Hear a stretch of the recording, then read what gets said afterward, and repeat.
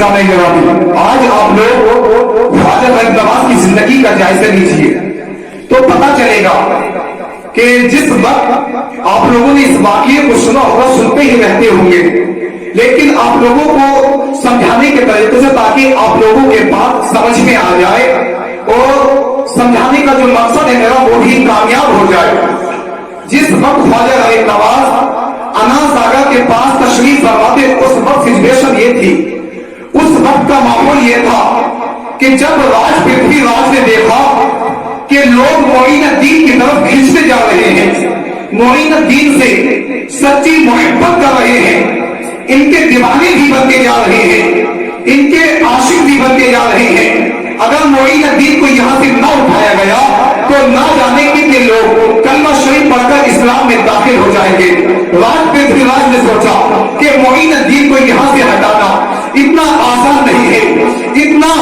Easy نہیں ہے، اتنا آسان نہیں معین الدین کو یہاں سے ہٹانا۔ اس نے دیکھا کہ معین الدین کو اللہ تبارک و تعالی نے بڑی قوت سے نوازا ہے، بڑی طاقت سے نوازا ہے، ہزارہ کوششوں کے باوجود خواجہ غریب نواز کے ماننے والوں کی تعداد کم نہیں ہوتی۔ جب رات پھر نے 20,000 کوشش کی، کافی کوششیں کرنے کے باوجود خواجہ غریب نواز کے ماننے والوں کی تعداد کم نہیں ہوتی۔ اب رات پھر نے جادوگروں کو بلایا، جادوگروں کو بلانے کے بعد کہا کہ معین الدین پر جادوگروں کسی بھی طریقے سے ان کو یہاں سے اٹھاؤ، ان کو یہاں سے بھگانے کی کوشش کرو۔ اب جادوگروں نے اپنا جادو کرنا شروع کیا۔ اب خواجہ غریب نواز نے اپنے سامنے ایک آیت الکرسی کا حصار کھینچ لیا، ایک نشان کھینچ لیا اور آپ اس کے بیچ میں کھڑے ہوئے، یا جس کی وجہ سے جادو کا اثر آپ پر نہیں ہو رہا تھا۔ اب جو سب سے بڑا جادوگر تھا اس نے راج پرتھوی راج سے کہا کہ معین الدین پر جادو کا اثر اس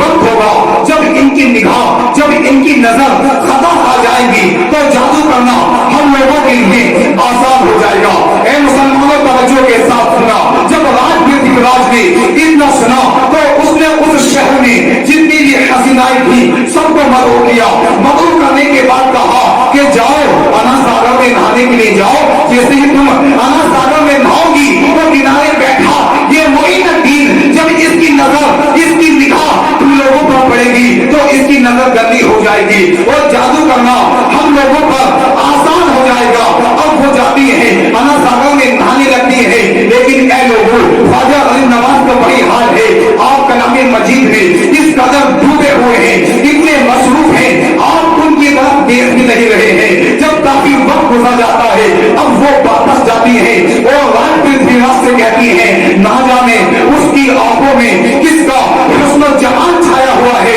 اس نے تو ہم لوگوں کی طرف ایک نظر بھی اٹھا کر نہیں دیکھا۔ جب راج پرتھوی راج نے اتنا سنا تو اس نے اپنی بیٹی کو بلایا، بیٹی کو بلانے کے بعد کہا بیٹی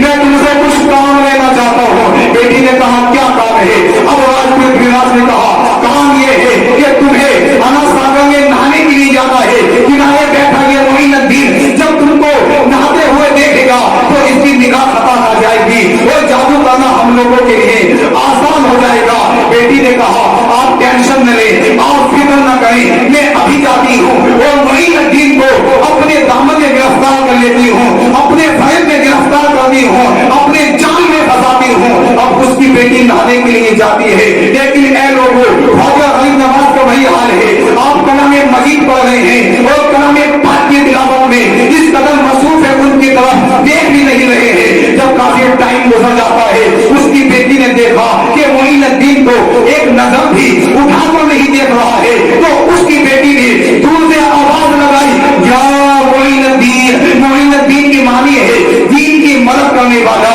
جب خواجہ غریب نواز نے اتنا سنا تو آپ نے نظر نیچے کو جھکائی، پھر ایک نظر اس کی طرف دیکھا اور کہا لبیک یا بنتی، ہاں میری بیٹی میں حاضر ہو۔ جب بیٹی کا لفظ راج کی بیٹی نے خواجہ غریب نواز کی زبان سے سنا تو اس کی دل کی دنیا بدل جاتی ہے اور اس کے دل سے کفر نکل جاتا ہے اور کلمہ شریف پڑھ کر اسلام میں داخل